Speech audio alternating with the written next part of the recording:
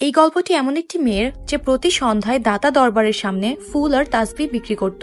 সেদিনও সে নিজের জিনিসপত্র গুছিয়ে বাড়ি যাওয়ার প্রস্তুতি নিচ্ছিল। তখনই হঠাৎ একটি যুবক তার সামনে এসে দাঁড়িয়ে যায়। মেয়েটি প্রথমে ঘাবড়ে যায়, পরে সাহস করে জিজ্ঞেস করে, দরবার তো বন্ধ হয়ে গেছে, আপনি ফুল দিয়ে কি করবেন? ছেলেটি উত্তরে বলে, আমার তো এটাই সময় দরবারে আসার, আমি এই সময়েই হাজিরা দিতে আসি। মেয়েটির তার কথা অনেক আজব মনে হয়, কারণ এর আগে সে কখনো ছেলেটিকে এই সময় দেখেনি। কিন্তু সে যত দ্রুত সম্ভব বাড়ি ফিরতে চাচ্ছিল, এই জন্য বেশি প্রশ্ন করে না। ছেলেটি ফুলের টাকা দিতে গেলে মেয়েটি টাকা নিতে মানা করে দেয়, আর সেখান থেকে দ্রুত বেরিয়ে আসে। রাস্তা ধীরে ধীরে অন্ধকার হচ্ছিল। তখনই হঠাৎ তার মনে হতে থাকে তার সাথে সাথে কেউ আসছে। সে এদিক ওদিক তাকায়, কিন্তু কেউ ছিল না। তখনই একটি আজব আর গভীর আওয়াজ আসে, নিজের হিজাব ঠিক করো। মেয়েটি চমকে উঠে, কিন্তু আশেপাশে কাউকেই দেখতে পায় না। সে ঘাবড়ে গিয়ে দ্রুত নিজের হিজাব ঠিক করে আর বাড়ির দিকে যেতে থাকে। বাড়ি পৌঁছাতেই সে জোরে জোরে দরজা টোকায়। আম্মা দরজা খোলে, আর তার ভয় পাওয়া চেহারা দেখে ঘাবড়ে যায়। মা জিজ্ঞেস করে, কি হয়েছে, এত ঘাবড়ে আছো কেন? কিন্তু সে কিছুই বলে না। সে জানতো যদি সে সত্যটা বলে দেয় তাহলে আম্মা আর তাকে কাজে যেতে দেবে না। সে শুধু এটুকু বলে, আম্মা তুমি তো বলো যে মাগরিবের পর ঘরে ফিরে আসা উচিত। সেই রাতে তার একটি আজব স্বপ্ন আসে, একটি ফ্যাকাশে চেহারা, রাগে ভরা চোখ, আর সেই আওয়াজ, আজকের পর তোমার মাথা থেকে হিজাব যেন আর না পড়ে। ভয়ে তার ঘুম ভেঙে যায়, আর তখনই আজান শুরু হয়। মেয়েটি স্বস্তির শ্বাস নেয় আর অজু করতে চলে যায়। নামাজের সময় সে একটি মিষ্টি সুবাস অনুভব করে।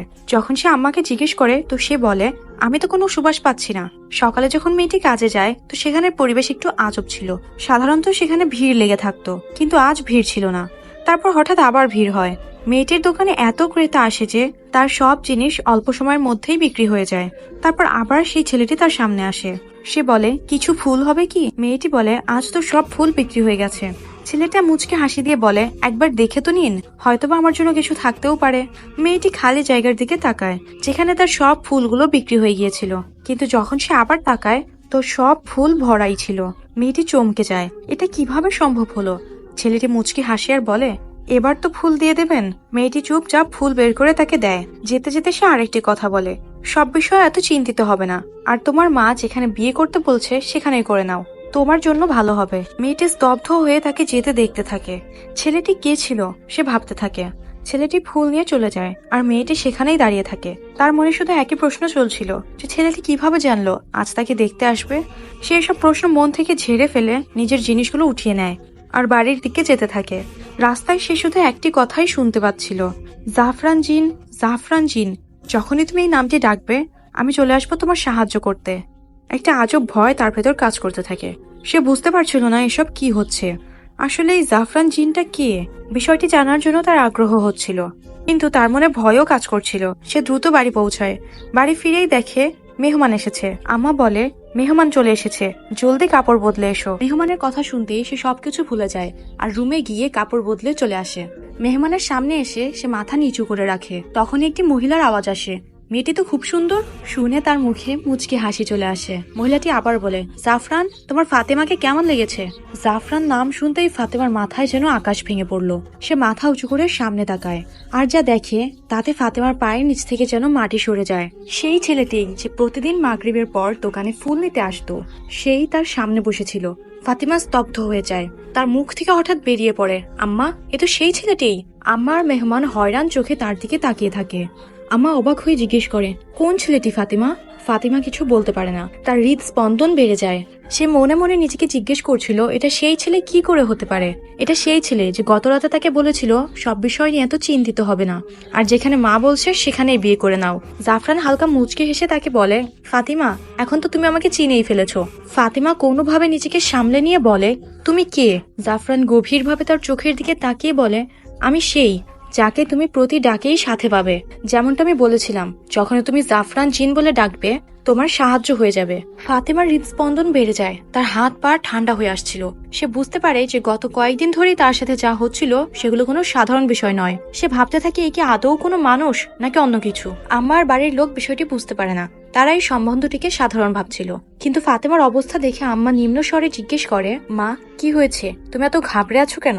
ফাতিমা উত্তর দেওয়ার জন্য মুখ খোলে, কিন্তু কথা যেন গলায় আটকে যায়। তার চোখ জাফরানের দিকে ছিল, যে কিনা এখনো রহস্যময় হাসি দিয়ে ফাতেমার দিকে তাকিয়েছিল। ফাতিমার আম্মা বলে ওঠে, তুমি কি অন্য কারো কথা ভাবছো? তুমি কি অন্য কাউকে পছন্দ করো? ফাতিমা ঘাবড়ে গিয়ে মাথা নেড়ে বলে, না, এমন কিছু নয়। সেই মহিলা মুচকি হেসে বলে, তাহলে ঠিক আছে, আমরা আজকেই বিয়ের তারিখ পাকা করে ফেলি। আমরা দ্রুত বিয়ের কাজ সেরে ফেলতে চাই। আমাদের একটাই ছেলে, তার বিয়ে নিয়ে আমাদের অনেক শখ আছে। আম্মাও মুচকি হেসে বলে, আমার মেয়েটিও সবচেয়ে বড়। আমিও তার বিয়ে নিয়ে অনেক ভাবনায় ছিলাম, কিন্তু ফাতিমার মাথায় এখনো সেই জাফরান জিনের কথাই ঘুরছিল। ফাতিমার মন বলছিল এটা কোনো সাধারণ বিষয় নয়, কিন্তু বিষয়টি আসলে কি ফাতিমা বুঝতেই পারছিল না। ফাতিমার মনে পড়ে তার নিজের রবের কাছে সাহায্য চাওয়া উচিত, কিন্তু এই সময় বাড়ির সবাই জেগেছিল। ফাতিমা সিদ্ধান্ত নেয় সে তাহাজ্জুদের সময় দোয়া করবে। তাহাজ্জুদের সময় যখন তার চোখ খুলে, তো ফাতিমা সেই রুমটিতে চলে যায় যেখানে কেউ যাওয়া আসা করে না। আমার সেই ঘরে প্রয়োজনীয় জিনিসগুলো রেখেছিল। সে জিনিসগুলো সরিয়ে একটুখানি জায়গা বানায় যেন নামাজ পড়তে পারে। তাহাজ্জুদের নামাজ পড়ার সময় ফাতিমার এমন মনে হতে থাকে যেন তার সাথে অন্য কেউ ইবাদত করছে। যখন সে কোরআনের আয়াত পড়ছিল, তো অন্য কেউ তার সাথে বলছিল। ফাতিমা খুবই ভয় পেয়েছিল, কিন্তু সে নামাজ ভাঙেনি। তার এতটুকু তো বিশ্বাস ছিল যেখানে যে কেউই আছে সে নেক মনের, নাহলে সে ফাতিমার সাথে ইবাদত করতো না। ফাতিমা জলদি নামাজ শেষ করে আর দোয়ার জন্য হাত উঠায়। তখনই ফাতিমা একটি ধীর কণ্ঠস্বর শুনতে পায়, নিজের দোয়া লম্বা করে নাও আর নিজের জন্য ভালো চাও, তুমি সেটাই পাবে যেটা চাবে। কথাগুলোতে ফাতিমা শান্তি বোধ করে, তার মন শান্ত হয়ে যায়। তার মনে হচ্ছিল সে সবসময় আওয়াজটা শুনতে থাকুক। সে নিজের দোয়া লম্বা করে দেয় আর নিজের জন্য মঙ্গল কামনা করে। তার সবটা চায় যা তার স্বপ্ন ছিল। তার বিশেষ হচ্ছিল যেন তার সব দোয়াগুলো কবুল হবে। তারপর সে এও দোয়া করে যে জাফরান যদি আমার জন্য ভালো হয় তাহলে আমি যেন তাকে পাই। কিন্তু বারবার জাফরান জিনের আওয়াজ তার কানে বাজছিল। ফাতিমা ভাবছিল তার সাথে এসব কি হচ্ছে। সে নিজের মুখ হাত দিয়ে মুছে যখনই পিছনে ঘুরে, সে চমকে যায়। তার ঠিক পিছনে জাফরান দাঁড়িয়েছিল। ফাতিমার মুখ থেকে চিৎকার বেরিয়ে আসে, তুমি এই সময় এখানে? জাফরান মুচকি হেসে বলে, আমি অন্ধকারেই আসি, আমার অন্ধকার অনেক পছন্দ। আর তুমি এত ঘাবড়ে কেন যাচ্ছ? তোমার তো সবসময়ের জন্য এখন আমার কাছেই আসতে হবে। আমার পুরো ঘর অন্ধকারে ডুবে থাকে, তুমি সেখানে কিভাবে থাকবে? তার কথা আজব আর রহস্যময় ছিল। ফাতিমা কিছুই বুঝতে পারছিল না। ফাতিমা কাঁপতে কাঁপতে বলে, তোমাকে দেখে আমার ভয় লাগছে। তুমি এখানে কি করে এলে? দরজা তো বাইরে থেকে বন্ধ ছিল। জাফরান হালকা হাসে, জিনদের দরজা খোলার দরকার হয় না। ফাতিমা কিছুক্ষণ চুপ করে থেকে বলে, না, এটা কখনোই সম্ভব না। তোমার কথার কি মানে? তুমি কি একটি জিন? না, আমি একটি জিনকে বিয়ে করতে পারবো না। জাফরান তার দিকে গভীরভাবে তাকিয়ে থাকে আর বলে, এতক্ষণ তো তুমি শান্তি অনুভব করছিলে, এখন আমি সত্য বলে দেওয়ায় তুমি ভয় পাচ্ছ? ভয় পেও না, আমি তোমার কোনো ক্ষতি করতে আসিনি। বরং আমার তো তোমাকে পছন্দ। তোমার এই হিজাব যেটা সবসময় তোমার মাথায় থাকে, আমি তার প্রেমে পড়ে গেছি। মেয়েটির গায়ের লোম দাঁড়া হয়ে যায়। ছেলেটি বলে, আমাদের সম্পর্ক আকাশ থেকে তৈরি হয়ে গেছে, তোমার আমাকে বিয়ে করতেই হবে। ফাতিমা ভয় পেয়ে দৌড়ে সেখান থেকে চলে আসে। দৌড়াতে গিয়ে সে আম্মার সাথে ধাক্কা খায়। আম্মা ঘাবড়ে যায়। আম্মা বলে, কি হয়েছে, কোথায় পালাচ্ছ? ফাতিমা কাঁপতে কাঁপতে বলে, আম্মা, ওই রুমে জাফরান দাঁড়িয়ে আছে। আম্মা অবাক হয়ে বলে, তোমার মাথা তো ঠিক আছে? জাফরান সেখানে কি করে আসতে পারে? তুমি একই উল্টাপাল্টা কথা বলছো। ফাতিমা কাঁপতে কাঁপতে বলে, আম্মা, সে কোনো মানুষ না, সে একটা জিন, সে নিজে বলেছে। এটুকু শুনেই মার চেহারা ফ্যাকাশে হয়ে যায়। সে রেগে গিয়ে ফাতিমাকে একটি চড় মারে আর বলে, তোমার মাথা খারাপ হয়ে গেছে, এসব কি বলছো? তোমার মাথা তো ঠিক আছে? ফাতিমার চোখে পানি চলে আসে, কিন্তু তাও সে চুপ করে থাকে। যে মা তাকে সবসময় ভালোবাসা দিয়েছে, আজ সে তাকে বিশ্বাস করছে না। তার মন ভার হয়ে যায়। সে চুপচাপ সেখান থেকে চলে আসে। সে নিজের কাজ করতে থাকে আর ভাবতে থাকে, জাফরান আসলে কি চায়, সে কে? আর সবচেয়ে বড় বিষয় হচ্ছে তার মা কোনো কথাই বিশ্বাস করে না। এসব ভাবতে ভাবতে হঠাৎ কেউ তার সামনে আসে। সে মাথা উঁচু করে দেখতেই তার রাগ আরো বেড়ে যায়। সামনে আর কেউ নয়, সেই জাফরান ছিল। ফাতিমা রাগে উঠে দাঁড়ায়, তার গলা চেপে ধরে বলে, তুমি আসলে কে আর কি চাও? চলে যাও এখান থেকে, এরপর থেকে আর কখনো তোমার চেহারা আমাকে দেখাবে না। জাফরান হালকা হাসে, তার চোখে এক ধরনের চমক ছিল। দেখে মনে হচ্ছিল যেন সে সবকিছুই আগে থেকেই জানে। সে বলে, তোমার মা আমার সাথেই তোমার বিয়ে করাতে চায়। এরপর থেকে কখনো আর মাকে এসব বলতে যাবে না, না হলে আজ সে আমার ইশারায় তোমার সাথে যেমন ব্যবহার করেছে এরপরও তেমনটাই করবে। আমি তার চোখে এমন ভাবে কাপড় বেঁধে দেব যাতে সে সত্যটা কখনোই জানতে পারবে না। জাফরান নরম ভাষায় বলছিল, কিন্তু তার কথায় ফাতিমার ভয় হয়। ফাতিমার জন্য পায়ের নিচ থেকে মাটি সরে যায়। সে বলে, তুমি আমার আম্মাকে কিছু করেছো? ফাতিমা কাঁপছিল। জাফরান তার দিকে দেখে বলে, সে শুধু তোমার মাই নয়, এখন থেকে আমারও মা। আর তোমার এটা মেনে নেওয়া উচিত যে আমাদের সম্পর্ক আগে থেকেই তৈরি করা ছিল। তোমার মানা করা এখানে কোনো কিছুই পাল্টাবে না। এই কথাটা যত দ্রুত বুঝে যাবে ততই ভালো হবে। ফাতেমার বুক কেঁপে উঠে। তার ইচ্ছা করছিল এখান থেকে পালিয়ে যেতে, কিন্তু তার পায়ে যেন শিকল বাঁধা ছিল। সে বলে, তুমি একটা জিন, আমি তোমাকে বিয়ে করতে পারবো না, আমি কখনোই তোমার সাথে থাকতে পারবো না। এবার জাফরান লম্বা শ্বাস নেয় আর একটু এগিয়ে গিয়ে বলে, আমি তোমাকে জিজ্ঞেস করেছিলাম তোমার আমার সাহায্য চাই কিনা। তুমি যখনই আমাকে ডাকবে আমি তখনই এসে পড়বো। কথাটি বারবার ফাতিমার কানে বাজতে থাকে। সেই একই কথা, একই আওয়াজ, যেমনটা সে প্রথম দিন শুনেছিল। ফাতেমা বুঝতে পারে যে তার জীবন এখন পাল্টে গেছে। তার সামনে যে দাঁড়িয়ে আছে সে কোনো সাধারণ মানুষ না, বরং এমন কেউ যা ফাতেমার ধারণার উপরে। ফাতেমা বলে, আমি তোমার কি ক্ষতি করেছি? তুমি আমার সাথে কেন এমন করছো? তুমি কি চাও আমার থেকে? জিন বলে, আমি তোমাকে চাই, তোমাকে বিয়ে করতে চাই। আর কতবার বলবো? ফাতেমা স্পষ্টভাবে বলে, তুমি একটা জিন, আর আমি সেটা জেনে গিয়েছি। এরপরও তুমি কিভাবে বিশ্বাস করো যে আমি তোমাকে বিয়ে করব? আমি কোনো পরিস্থিতিতেই তোমাকে বিয়ে করব না, আর কথাটা তুমি লিখে রাখো। জাফরান গভীরভাবে তার দিকে তাকিয়ে বলে, এসব বলো না, আমার সীমা লঙ্ঘন করো না, আর না হয় আমি এমন কিছু করব যে তুমি নিজে থেকেই আমাকে বিয়ে করতে বাধ্য হবে। ফাতেমার চোখে পানি চলে আসে। জাফরানের কথায় সে খুব কষ্ট পায়। ফাতেমা রেগে গিয়ে বলে, তুমি এখান থেকে চলে যাও। যখন আমি তোমাকে বিয়ে করতে রাজি নই, তখন তুমি কেন জিদ করছো? আমি কখনোই তোমার সাথে ভালো থাকতে পারবো না। আমি একটা সাধারণ মানুষ, আর একজন সাধারণ মানুষের সাথেই বিয়ে করতে চাই। এসব শুনে জাফরান রেগে যায়। সে ফাতেমার হাত ধরে বলে, আমার শুধু 2 মিনিট লাগবে তোমাকে এখান থেকে নিয়ে যেতে। সেখানে তুমি আমার হাতের পুতুল হয়ে থাকবে, যেখানে আমার রাজত্ব চলে। ফাতেমা ভয়ে কেঁপে উঠে। সে হাত জোর করে বলে, তুমি আমাকে কিছুই করো না, তুমি যেমনটা বলবে আমি তেমনই করব।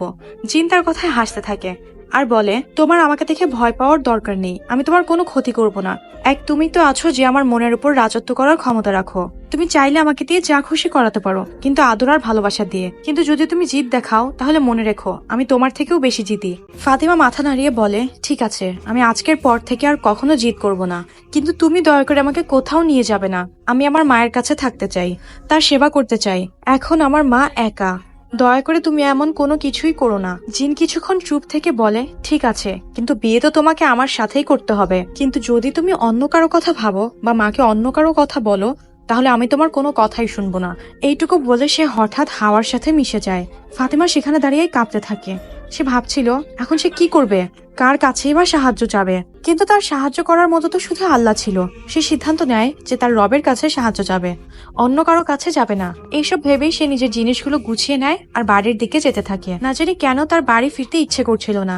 রাস্তায় একটা সুন্দর বাগান ছিল, যেটা সে সবসময় দূর থেকেই দেখে এসেছে। কিন্তু আজ হঠাৎ তার সেখানে যেতে ইচ্ছে করে।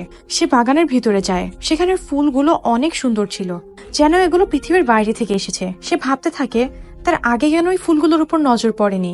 সেখানে কোনো মালিও ছিল না, তাহলে এই ফুলগুলো কোথা থেকে এলো? হালকা হালকা বাতাস ছাড়ছিল, ঠান্ডা বাড়ছিল, আর কুয়াশাও পড়তে শুরু করে। সে ভাবে কতক্ষণ এখানে শান্তিতে বসা যাক। তার অনুভব হয় এই জায়গার মতো শান্তি সে আগে কখনো পায়নি। তখনই সেখানে একটি বৃদ্ধ এসে আরাম করে বসে। তার চেহারা এতই সুন্দর ছিল যে ফাতেমার ইচ্ছে করছিল তার দিকে তাকিয়ে থাকতে।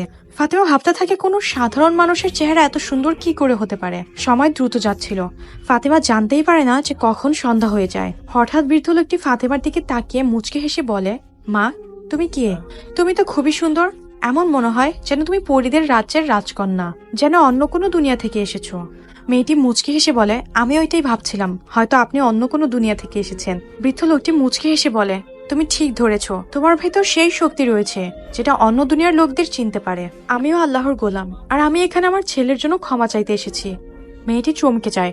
বৃদ্ধ লোকটি বলে, আমি শাহী জিন, আমাদের দুনিয়ার রাজা। যেখানে আমি আমার রাজ্যের লোকদের কষ্ট দেখতে পারি না, সেখানে তুমি তো মানুষের দুনিয়ার, আর আমার ছেলেরও পছন্দের। আর আমি জানি যে সে তোমাকে অনেক কষ্ট দিয়েছে, আর এগুলো সে না বুঝে করেছে। আমি তাকে অনেক বকেছি, আর এখন তোমার কাছেও ক্ষমা চাইতে এসেছি। আমার ছেলেকে মাফ করে দাও মা। সে দীর্ঘশ্বাস নেয় আর বলে, তুমি যদি তাকে ক্ষমা না করো, তাহলে আমাকে বাধ্য হয়ে তাকে আমার রাজ্য থেকে বের করে দিতে হবে। আমাদের এখানে এমন কেউ থাকতে পারে না যারা মানুষদের ভয় দেখায়। আমাদের রাজ্যে কেউ এমন করলে তাকে কঠিন শাস্তি দেওয়া হয়। বলো মা, তুমি কি তাকে মাফ করবে? এটাই ভাবো যে তোমার বাবা তোমার থেকে কিছু চাইছে। তার কথা শুনে ফাতিমার চোখে পানি চলে আসে। শাহিজিন বলে, যদি তুমি বিয়ের জন্য রাজি হয়ে যাও, তাহলে আমাদের রাজ্যের অনেক বড় সমস্যার সমাধান হবে। আমাদের রাজ্যে একজন নেক মানুষের দরকার। আমাদের রাজ্যে একটি অভিশাপ রয়েছে, আর একজন মানুষই শুধু আমাদের সেটা থেকে মুক্তি দিতে পারে। যদি কোনো মানুষের বিয়ে আমাদের রাজপুত্রের সাথে হয়, তাহলেই আমরা এর থেকে মুক্তি পেতে পারবো। বলো মা, তুমি কি আমার ছেলেকে বিয়ে করবে? আমাদেরকে এই বদ্ধ থেকে বের করবে? ফাতিমা এসব শুনে স্তব্ধ হয়ে যায়। সে বুঝতে পারছিল না এত বড় দায়িত্বটা কি করে নেবে। ফাতিমা বলে, আমি এর যোগ্য নই, আর নাই আমি এত বড় দায়িত্ব নিতে পারবো। আমি এসব কি করে করব? বৃদ্ধ লোকটি বলে, আল্লাহ তোমার মধ্যে সেই শক্তি দান করেছেন যাতে তুমি এই দায়িত্বটি নিতে পারো আর আমাদের এই সমস্যা থেকে বের করতে পারো। যখন তুমি এই দুনিয়াতে এসেইছো, তুমি কি চাইবে না কারো সাহায্য করতে? এতে তোমারও নেকি হবে আর আমাদেরও সাহায্য হবে। আমাদের তোমাকে প্রয়োজন আর আমি জানি যে তুমি আমাদের সাহায্য করবে। বলো মা, সাহায্য করবে তো? বৃদ্ধ লোকটির কথায় ফাতেমার মন গলতে থাকে। সে নিজেই বুঝতে পারে না তার কেন মায়া হচ্ছে তার উপর। না বুঝেই ফাতেমার মুখ দিয়ে বেরিয়ে আসে, হ্যাঁ, আমি তোমাদের সাহায্য করব। পরক্ষণেই ফাতেমা ভাবতে থাকে সে কি করে সিদ্ধান্ত নিয়ে নিল। তার এমন মনে হচ্ছিল যেন অন্য কেউ তার মুখ দিয়ে কথাটি বলেছে। তখনই সাথে সাথে তার চোখ বন্ধ হয়ে যায়। চোখ খুললে সে দেখে বৃদ্ধ লোকটি সেখানে নেই। ফাতিমা এদিক ওদিকে তাকায়, কিন্তু সেই সুন্দর বাগানটি যেখানে সে বসেছিল হঠাৎই গায়েব হয়ে যায়। জায়গাটা একদম নীরব লাগছিল। তখন একটি মহিলা তার কাছে এসে জিজ্ঞেস করে, তুমি কে? এত সুন্দর হয়েও ময়লার স্তূপের মধ্যে কেন বসে আছো? ফাতিমা অবাক হয়ে তার দিকে তাকায়। তার বিশ্বাসই হচ্ছিল না যে সেগুলো কি বলছে। ময়লার স্তূপ? মেয়েটি নিজেকে জিজ্ঞেস করে। এতক্ষণ তো এই জায়গাটা একটা সুন্দর বাগান ছিল। সে এদিক ওদিক তাকায় আর নিজের চোখকে বিশ্বাস করতে পারে না। সেখানে আসলেই চারদিকে শুধু ময়লাই ছিল। হঠাৎই তার ময়লার গন্ধ অনুভব হতে থাকে, যা কিছুক্ষণ আগে সে টেরই পায়নি। সে উঠে নিজের কাপড় পরিষ্কার করে আর মনে মনে নিজেকে ঘৃণা করতে থাকে যে কি করে সে ময়লার মধ্যে এতক্ষণ বসেছিল। সে দৌড়ে বাড়ি পৌঁছায় আর কিছু না বলেই ওয়াশরুমে চলে যায়। তার মা ঘাবড়ে গিয়ে তার পিছন পিছন আসে আর দরজার বাইরে দাঁড়িয়ে জিজ্ঞেস করে, ফাতেমা, কি হয়েছে? তোমার শরীর ঠিক আছে তো? এর আগে তো কখনো এমন করনি। বাড়ি ফিরে ওয়াশরুমে কেন যাচ্ছ? সবকিছু ঠিক আছে তো? ওয়াশরুমের ভেতর ফাতেমা কান্না করছিল। সে জোরে করে বলে ওঠে, কিচ্ছু ঠিক নেই মা। আমার মনে হচ্ছে আমি পাগল হয়ে যাব। আমি কিছুই বুঝতে পারছি না যে এসব কি হচ্ছে আমার সাথে। এমন মনে হচ্ছে যেন আমি কোনো ভয়ঙ্কর স্বপ্ন দেখছি। মা ঘাবড়ে যায়। মা বলে, বাইরে এসো ফাতেমা, পুরো ঘটনা বলো। ফাতেমা বাইরে আসে আর কাঁদতে কাঁদতে মাকে পুরো ঘটনা খুলে বলে। এসব শুনে মা মাটিতে বসে পড়ে আর কাঁদতে কাঁদতে বলে, এসব কি হচ্ছে আমাদের সাথে? ফাতেমা বলে, আমি জানি না মা, আমার মনে হয় আমাদের কোনো পীর বাবার কাছে যাওয়া উচিত। আমার সম্মতি জানায় আর বলে, ঠিক আছে, দাতা দরবারে যাওয়া যাক। সেখানে কোনো মুরব্বীর কাছ থেকে জেনে নিব যে তোমার সাথে কি হচ্ছে। ফাতেমা সাথে সাথে মানা করে দেয়, না আম্মা, আমি সেখানে যাব না। জানি না কেন আমার তাদেরকে ভালো মনে হয় না। আম্মা বলে, তোমার মাথা তো ঠিক আছে? তারা সবাই আল্লাহর নেক বান্দা। ফাতিমা বলে, যাই হোক না কেন, আমি সেখানে যাব না।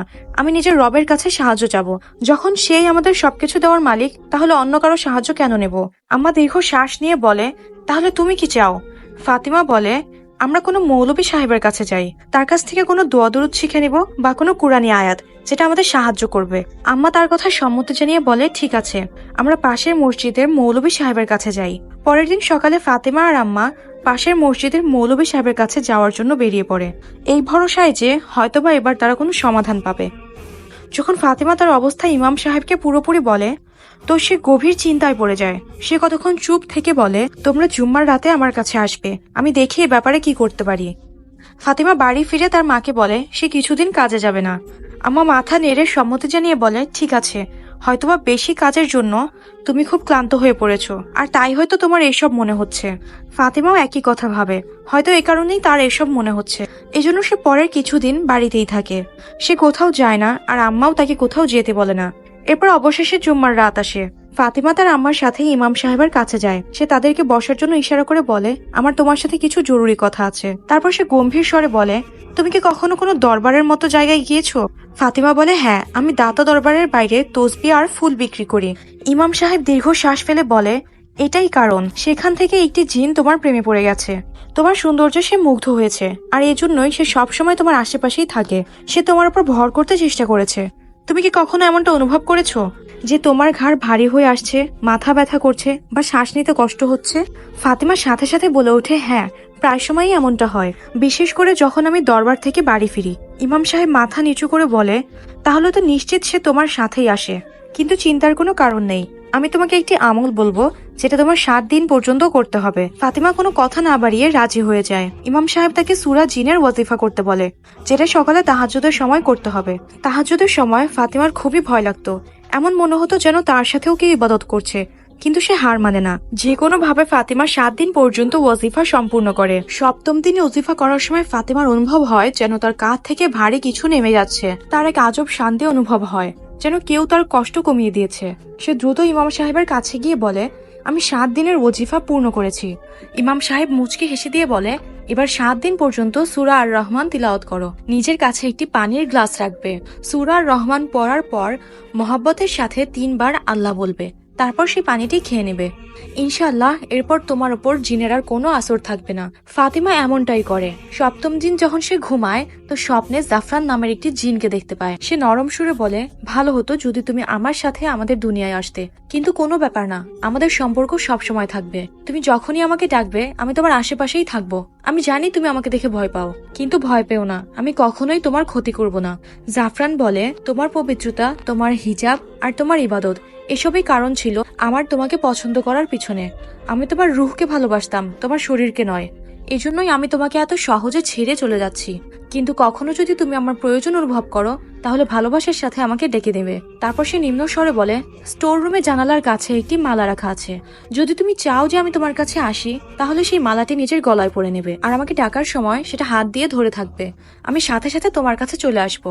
ফাতিমা ঘুম থেকে উঠে দ্রুত আম্মাকে জাগায়।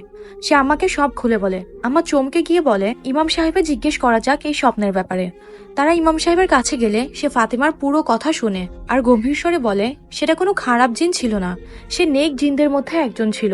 এজন্য সে তোমার কোনো ক্ষতি করেনি আর সাহায্যের পথ দেখিয়ে গিয়েছে। যদি তুমি কখনো তার প্রয়োজন অনুভব করো তাহলে তাকে ডাকতে পারো, সে তোমার সাহায্যের জন্য অবশ্যই আসবে। ইমাম সাহেব আরো বলে, যদি তুমি চাও যে তোমার আর তার সম্পর্ক সবসময় টিকে থাকুক তাহলে সব জুম্মার রাতে সে স্টোর রুমে বসে সূরা জিনের তিলাওয়াত করবে। এতে শুধু তোমারই সাহায্য হবে না, তারও হবে।